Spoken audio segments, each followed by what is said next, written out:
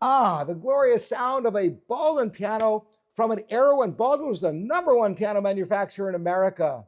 Hi, I'm Robert Esther, and this is livingpianos.com. And you're going to hear 3 selections on this Baldwin art case, model 226. Same scale design as the R at 5'8". Just one of the great American scale designs. And I'm going to start off right away with some music for you. This is an adagio movement from his E minor toccata of Bach.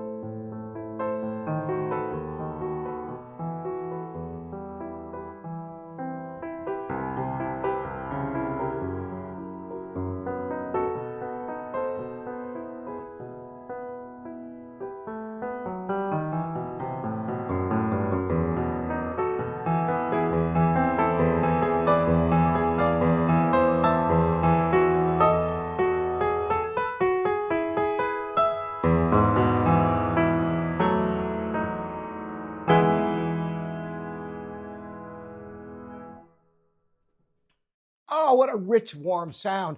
This is an example of a piano that sat in a home, had very, very moderate play. So the piano is fresh and young. That belies its year of birth of 1975.